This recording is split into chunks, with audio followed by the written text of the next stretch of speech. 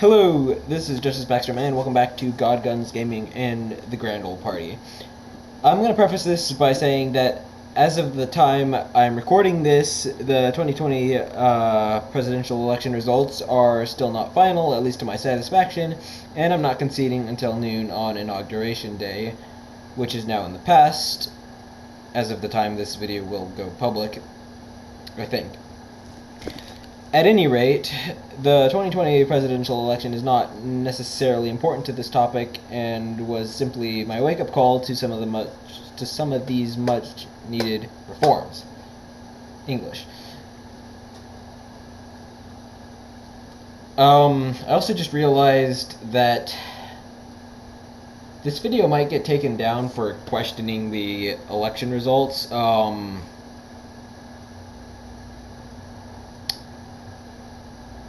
But I mean, it's already final by now.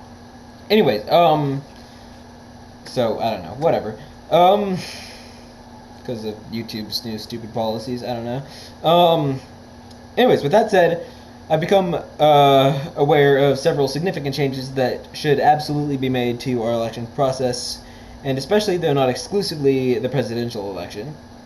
First of all, we need to fix the Electoral College. Secondly, we need to discontinue all use of third-party software for vote counting. And most importantly, we need to have absolute public review of voting records. Fixing the Electoral College will be the easiest part, I think. And before you scream, no, I'm not talking about abolishing it. I understand the reasoning for the way that we determine electoral power among states, but I don't see any need at this point for having individual electors who may technically vote for anyone they want.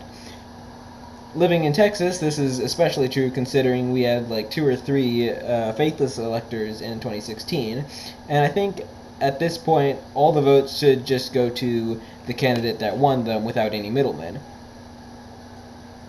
This may mess with split votes in Maine and Nebraska, but there's probably still a way to allow that sort of thing without it being too convoluted. Discontinuing the use of third-party vote counting software, third-party vote counting software may be slightly more difficult, but I don't know. Regardless of whether or not third-party vote counting systems like Dominion successfully rigged the 2020 presidential election, there's a serious point to be made that we should not be using private companies to count votes in federal elections, or any of our elections for that matter. Not only could it potentially undermine our election integrity, but it's also just weird that the government wouldn't be able to manage on its own. Allowing absolute public review of voting records means exactly what it sounds like, letting everyone see how everyone voted. I understand the reasons why we use the Australian ballot system, that is anonymous voting, but I seriously think that this would be the only absolute way of ensuring every legal vote is counted and every illegal vote is not counted. Yeah, I said that right.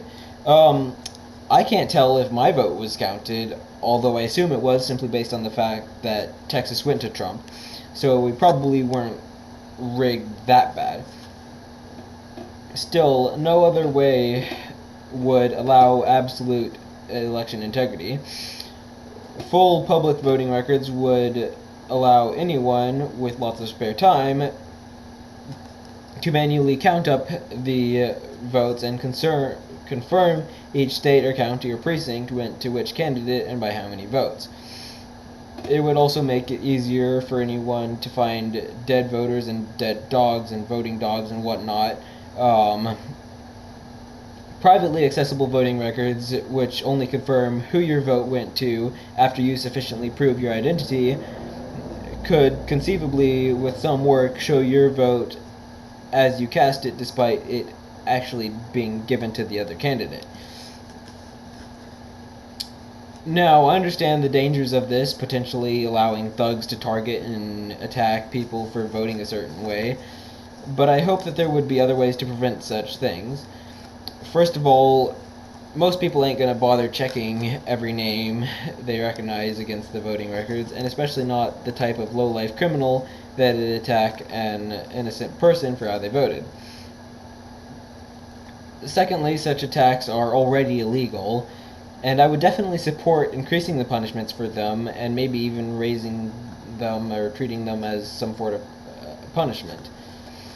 Thirdly, these sort of attacks already happen without complete voting records and would likely not increase by much, especially considering most people are already pretty public about who they voted for, and especially with the increased punishments.